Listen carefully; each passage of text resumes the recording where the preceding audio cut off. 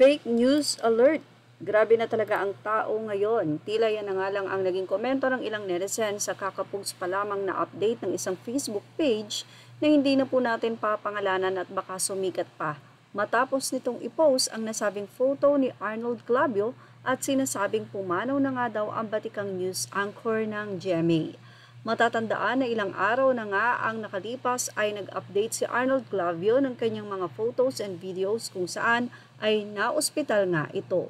Dahil nakaramdam si Arnold ng pamamanhid sa kanyang katawan bandang binti ayon mismo sa kanyang kwento. Kaya naman ito ay naghanap na ng malapit na ospital habang siya ay nagdadrive. Malaking pasalamat ni Arnold Clavio dahil nakarating siya ng ospital na maayos at siya ay naagapan. Kaya naman tuloy-tuloy ang kwento ni Arnold sa kanyang Instagram. Ang nasabi nga pong post na ito ng isang Facebook page ay walang katotohanan. Ipinost at binalita natin ito for awareness. Samantala, narito naman ang naging update ni Arnold Clavio sa kanyang Instagram post about sa nangyari sa kanya. Sa naging Instagram post ni Arnold Clavio, narito ang kanyang update. Ayon kay Arnold Clavio, tuloy natin ang kwento. Dahil pasok po ako sa 6 hours na critical period matapos ang aking hemorrhagic stroke, agad akong inasikaso ng brain attack team sa ER ng St. Luke's Medical Center. Pagkatapos ay inakyat na ako sa acute stroke unit, ASU, doon ay mahigpit na babantayan ang aking blood pressure, BP at blood sugar.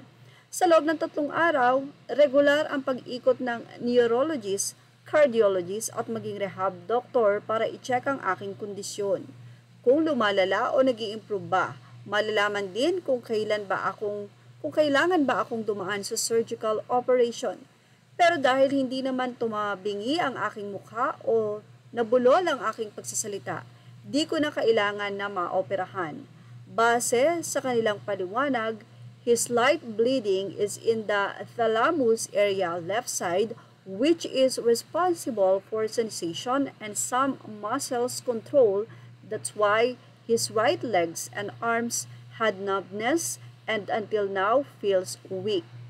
It's systemic and warning sign. The bleeding is in the small vessels, which is good. If the brain is a tree in the forest, the bleeding happened in the grass area, meaning manageable.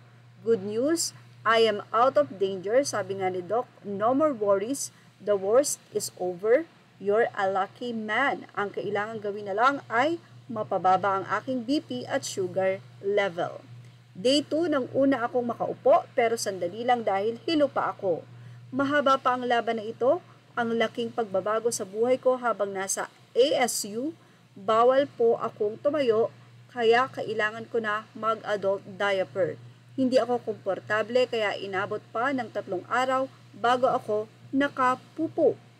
Para rin akong sanggol na nalilinisan at hinihilamusan araw-araw para maging presko ang pakiramdam. At may bago pala akong kaibigan, si Insulin. Abangan ang pag-graduate ko sa ASU at simula ng akong therapy at rehabilitation. At sana ang aking kwento ay makapagligtas ng maraming buhay. This is the message we have heard from Him and declared to you. God is light. In Him there is no darkness at all. 1 John 1:5.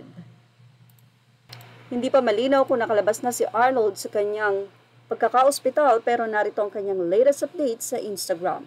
Dear God, I believe in your power to heal and I trust in your divine intervention.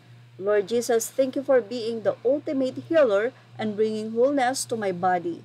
I am grateful for the strength and comfort you provide during times of healing. May your promises of comfort and joy fill my heart as I seek healing in your presence. In the mighty name of Jesus, Amen. Buhay na buhay po si Arnold Clavio, kaya naman po ang nasabing post ng Facebook page na yan ay isang fake news. Yan ang ating showbiz now update. Thank you for watching. Images and videos are credit to the rightful owner, Arnold Clavio Instagram.